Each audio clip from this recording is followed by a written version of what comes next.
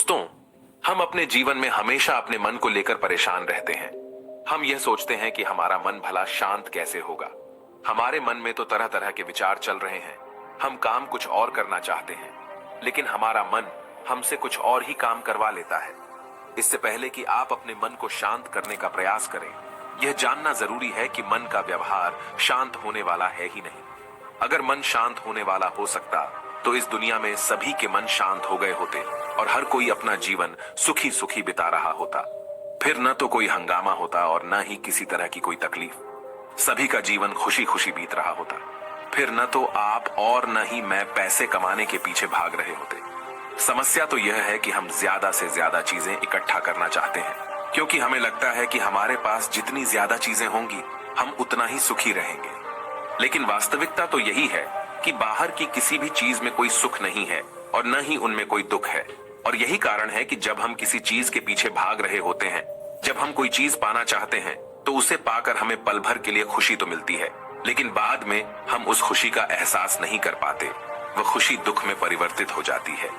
और इसी प्रकार से हम एक चीज से दूसरी चीज, दूसरी से तीसरी चीज के पीछे लगातार भागते रहते हैं, क्योंकि हमें ऐसा ही लगता है कि यदि हम वह चीज पालेंगे तो हम सुखी हो जाएंगे। लेकिन वास्तविकता में वही सुख हमारे दुख का कारण बन जाता है, जिस कारण हमारा मन बेचैन रहने लगता है। हम उस चीज को पाने के लिए तरह तरह के उपाय करते हैं, जिस कारण हमारा मन और भी बेचैन होने लगता है। और यह बेचैनी धीरे धीरे चिंता का रूप ले लेती है और हमारा मन पूरी तरह से अशांत हो जाता है। हमें कुछ भी अच्छा नहीं लगता। हमें लगता है कि जो कुछ हमने मांगा था उसका उल्टा हो रहा है। सब कुछ हमारे विपरीत जा रहा है। और फिर हम अपने मन को शांत करने के लिए ध्यान करना शुरू करते हैं, क्योंकि एक ध्यान ही वह मार्ग है जो हमें ज्ञान की ओर ले जाता है। वह हमें यह बताता है कि बाहर किसी भी चीज में कोई सुख नहीं है और न ही दुख है। दुख और सुख तो हमारे मन का भ्रम है। यह हमारे मन की एक उपज है, जिसके लालच में हमारा मन हमें यहां वहां भगाता रहता है। जैसे कि महीनों से भूखे एक भिखारी को अगर एक सूखी रोटी भी मिल जाए तो वह उसके लिए सुख है, वह उसके लिए अमृत है। और ठीक उसी के विपरीत यदि किसी धनवान के घर पर 56 प्रकार के भोग भी बन जाए, तब भी वह उसे खाकर तो दुखी ही रहेगा। यह तो उनकी मनस्थिति पर निर्भर करता है। इसे और अच्छे से समझने के लिए आज की जो कहानी मैं आपको सुनाने जा रहा हूं, इस कहानी के माध्यम से आप यह समझ पाएंगे कि हमारे मन की स्थिति क्या है और हम इसे कैसे नियंत्रित कर सकते हैं। तो चलिए बिना किसी देरी के कहानी शुरू करते हैं। एक समय की बात है, एक गांव में एक युवक रहता था जिसका मन बहुत ही अशांत रहता था। वह हमेशा तनाव में रहता। वह अपने मन को शांत करना चाहता था, लेकिन उसे कोई भी उपाय नजर नहीं आ रहे थे। उसके जीवन में कई प्रकार के दुख थे, जिनके कारण वह हमेशा तकलीफ में रहता, तनाव में रहता। एक दिन उसे पता चला कि उसके गांव में एक बौद्ध भिक्षु आए हुए हैं, जो सभी को दुख और सुख पर उपदेश दे रहे हैं। वह युवक तुरंत ही घर से निकला और उनके आश्रम जा पहुंचा। वहां पर पहुंचने के बाद उस युवक ने देखा कि वह बौद्ध भिक्षु सभी गांव वालों को उपदेश दे रहे थे। बौद्ध भिक्षु कह रहे थे कि सभी के जीवन में कोई न कोई सुख और दुख तो आता ही रहता है, जिस कारण हमारा मन बहुत अशांत रहता है। और एक अशांत मन इस दुनिया का कोई भी सुख नहीं ले सकता। फिर चाहे उसे पूरी दुनिया की धन दौलत ही क्यों न मिल जाए, वह उसे पाकर भी दुखी ही रहेगा। परंतु जिस व्यक्ति का मन शांत है, उसके पास चाहे कुछ भी हो या ना हो, वह हर छोटे पल का आनंद ले सकता है। वह हर पल को खुशी खुशी जी सकता है। इस दुनिया का और इस जीवन का परम सुख भी प्राप्त कर सकता है। इतना कहकर उन बौद्ध भिक्षु ने अपना प्रवचन समाप्त कर दिया और वापस आश्रम की ओर लौट गए। युवक भी उनके पीछे पीछे आश्रम पहुंच गया और इस युवक ने उन बौद्ध भिक्षु से कहा, हे गुरुवर, अभी कुछ देर पहले आप उपदेश दे रहे थे कि एक शांत मन हर पल का आनंद ले पाता है, हर पल को सुखी सुखी जी पाता है। लेकिन इस दुनिया में सभी के पास मन है और सभी के मन अशांत है, तो ऐसे में भला अपने जीवन को कोई सुखी सुखी कैसे जी सकता है। इस दुनिया में शांत मन किसी के पास नहीं। मेरे पास भी एक ही मन है और वह भी शांत नहीं है। गुरुवर, क्या आप बता सकते हैं कि मैं अपने इस मन को कैसे शांत करूं? तभी बौद्ध भिक्षु ने उस युवक को ध्यान के बारे में समझाया, ध्यान के फायदे बताए और उसे कहा, बेटा, ध्यान करने से हमारा मन शांत हो जाता है। हम विचारों के दलदल से बाहर आने लगते हैं और इस कारण हमारे जीवन में सुख उत्पन्न होने लगता है। यदि तुम भी अपने जीवन में सुखी होना चाहते हो, अपने मन के इन विचारों के दलदल से बाहर निकलना चाहते हो, तो तुम्हें ध्यान करना चाहिए। तुम्हें ध्यान का अभ्यास करना चाहिए, क्योंकि यही वह मार्ग है जो तुम्हारे मन को शांत कर सकता है और तुम्हें सही राह पर ला सकता है। उस युवक ने उन बौद्ध भिक्षु की बात मान ली। उस युवक ने उन बौद्ध भिक्षु को प्रणाम किया और वापस घर चला गया। घर पहुंचने के बाद उसने ध्यान करना शुरू किया। वह रात भर ध्यान करता रहा, लेकिन उससे उसे कोई लाभ नहीं हुआ। इस कारण वह अगली सुबह फिर से उन बौद्ध भिक्षु के पास पहुंचा और उन बौद्ध भिक्षु से कहता है, गुरुवर, आपके कहे अनुसार मैंने रात भर ध्यान किया है, लेकिन उससे मुझे कोई लाभ नहीं हुआ। मेरा मन तो अभी भी अशांत है। आप तो कह रहे थे कि ध्यान करने से हमारा मन शांत हो जाता है। तभी वह बौद्ध भिक्षु उस युवा से कहते हैं, ध्यान कोई एक बार करने की चीज नहीं है, ये तो अभ्यास है और धीरे धीरे समय के साथ मन शांत होता जाएगा। इस पर वह युवक कहता है, हे गुरुवर, मेरे पास इतना समय नहीं है। मुझे कोई ऐसा मार्ग बताइए जिससे जल्दी जल्दी मेरा मन शांत हो जाए और मैं खुशी खुशी अपना जीवन जीने लग जाऊं। ऐसे तो मेरा बहुत समय बर्बाद हो जाएगा। मुझे कुछ ऐसा बताइए गुरुदेव, जिससे मेरा मन आज के आज और अभी शांत हो जाए, जिससे मैं सुख की अनुभूति कर पाऊं, मुझे सुकून मिले। उस युवक की यह बात सुनकर बौद्ध भिक्षु मुस्कुराने लगे। उन्होंने उस युवक से कहा, बेटा, मेरे पास तुम्हारे लिए कुछ ऐसा है जिससे तुम्हारा मन अभी के अभी शांत हो जाएगा। इतना कहकर वह बौद्ध भिक्षु अपने आश्रम में गए और अंदर से एक घड़ा लेकर आए और उस युवक को थमाते हुए कहते हैं, जाओ और पास की बह रही उस नदी से इस घड़े में पानी भरकर लाओ। उन बौद्ध भिक्षु के इतना कहने के बाद उस युवक ने वह घड़ा हाथ में ले लिया और नदी की तरफ जाने लगा। उसके बाद मन ही मन सोच रहा था कि लगता है यह गुरु पागल है, इन्हें कुछ नहीं पता। भला यह घड़ा मेरे जीवन में शांति कैसे ला सकता है? ये मेरे मन को शांत कैसे कर सकता है? लेकिन उसके पास और कोई रास्ता नहीं था, जिस कारण उसने घड़ा लिया और पास वाली नदी के पास पहुंच गया। उसने उस नदी में से उस घड़े में पानी भरना शुरू किया, लेकिन जैसे ही उस व्यक्ति ने उस घड़े को नदी से बाहर निकाला तो उस युवक ने देखा कि उस घड़े के चारों ओर छोटे छोटे छेद हैं, जिससे पानी तेजी से बाहर की ओर निकल रहा था। उसने लगातार कई बार प्रयास किए, लेकिन काफी बार कोशिश करने के बाद भी वह उस घड़े को पूरा नहीं भर पाया और थक हार कर उन बौद्ध भिक्षु के पास वापस लौटा और क्रोधित होकर कहता है, गुरुवर, आपने यह कैसा घड़ा दिया है? इसके चारों तरफ तो छेद है। भला मैं इसमें पानी कैसे भरकर ला सकता हूं? जब भी मैं पानी भरता हूं, इस घड़े के छेदों से सारे पानी बाहर निकल जाते हैं। इस घड़े को मैं पूरा नहीं भर सकता। तभी वह बौद्ध भिक्षु उस युवक को शांत कराते हुए कहते हैं, बेटा, शांत हो जाओ। तुम्हें तुम्हारे प्रश्न का जवाब ही तो दे रहा हूं, और यदि तुम क्रोधित अवस्था में इस जवाब को सुनोगे तो इसे समझना तुम्हारे लिए मुश्किल हो जाएगा। इसलिए शांत हो जाओ और मेरी बात समझने का प्रयास करो। ये जो घड़ा मैंने तुम्हें दिया है, इसे अपना मन समझो, और मन केवल दो ही प्रकार से शांत हो सकता है। पहला यह कि तुम उसे लबालब पूरा भर दो और उसमें कुछ भी और आने जाने की जगह न बचे। क्या तुम इस घड़े को इस प्रकार भर सकते हो?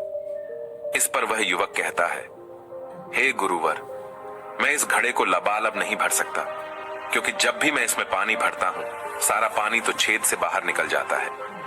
तभी वह बौद्ध भिक्षु उस युवक से कहते हैं, ठीक इसी तरह हम भी अपने मन को कभी नहीं भर सकते।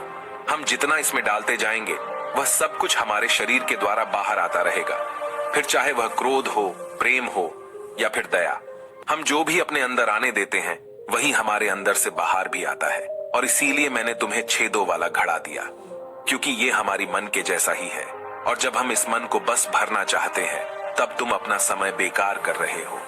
क्या तुम्हें एक पल के लिए भी ये नहीं सोचा कि इसी प्रकार तो तुम अपने मन को भरने में भी लगे हुए हो? क्या इससे तुम्हारा समय बर्बाद नहीं हो रहा? क्या इससे तुम्हारा जीवन बर्बाद नहीं हो रहा? क्योंकि जिस भी चीज से तुम अपने मन को भरोगे, वह तो बाहर निकल ही जाएगी। उस युवक को अपनी गलती का एहसास हुआ। वह तुरंत उन बौद्ध भिक्षु के चरणों में गिर गया और उन बौद्ध भिक्षु से कहता है, गुरुवर, आपने सच कहा। मैंने कभी भी इसके बारे में नहीं सोचा कि मैं अपना जीवन अपने आप ही बर्बाद कर रहा था। ठीक है, मैं तो इस बात से अनजान था, लेकिन आज आपने मेरी आंखें खोल दी।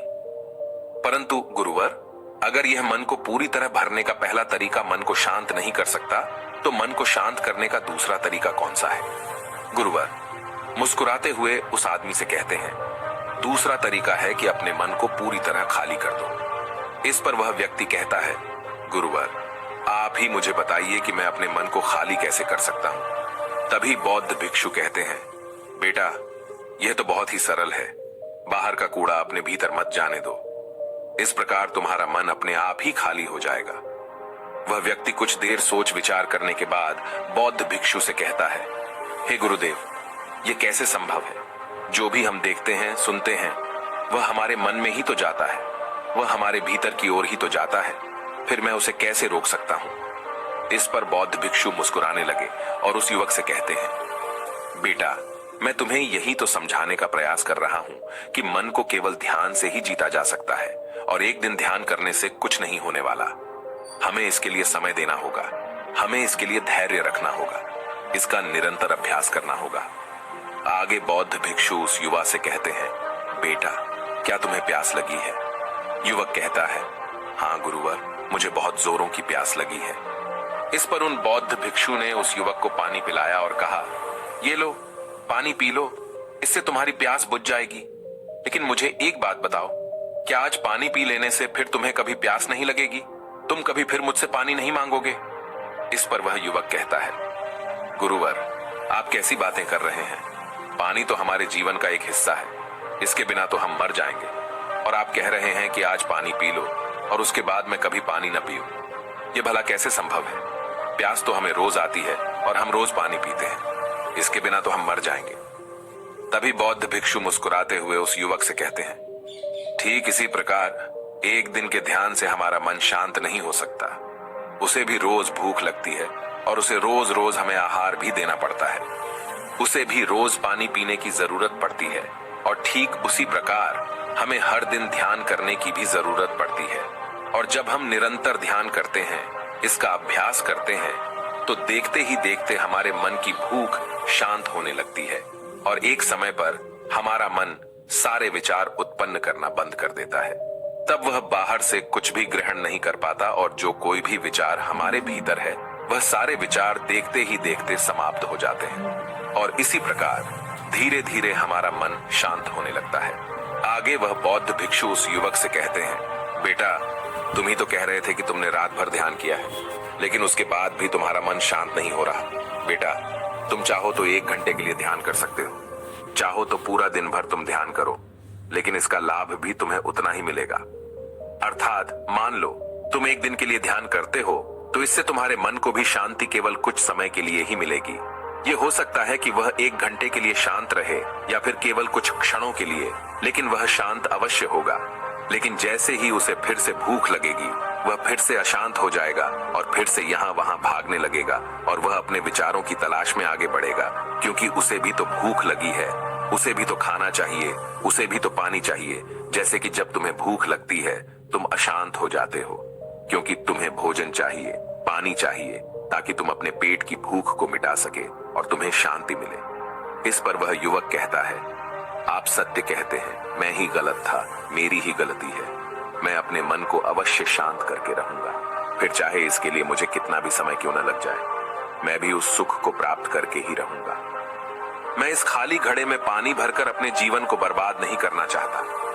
मैं अपने मन को शांत करके ही रहूंगा। मैं अपने मन को पूरी तरह से खाली कर दूंगा।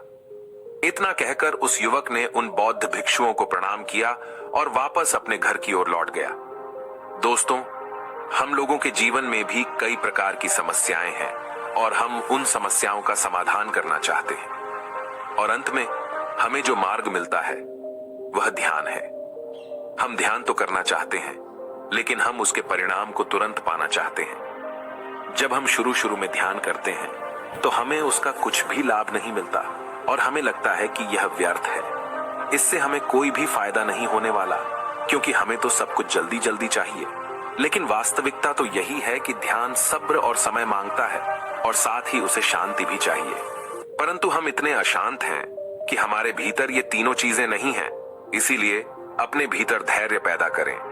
जब आपके भीतर धैर्य पैदा होगा, तभी आप सब्र, समय और शांति के महत्व को समझ पाएंगे और फिर आपका समय चाहे कैसा भी क्यों न चल रहा हो, आप हर समय खुश रहना सीख जाएंगे। अगर आपका मन अशांत है तो यह किसी और के हाथों में नहीं है कि वह आपके मन को शांत कर सके। यह तो आपके हाथों में है कि आप अपने मन को किस प्रकार और कितनी देर तक के लिए शांत कर सकते हैं। दोस्तों, आपने आज के इस वीडियो से क्या सीखा वह मुझे आप कमेंट में बता सकते हैं। इसी के साथ में उम्मीद है कि आपको आज की वीडियो पसंद आई होगी, तो इस वीडियो को उस इंसान को शेयर करें और उसी के ठीक बाद चैनल को सब्सक्राइब करें। तो चलिए फिर मिलते हैं ऐसी एक और नई वीडियो में। तब तक के लिए अपना ख्याल रखें। धन्यवाद और नमो बुद्धाय।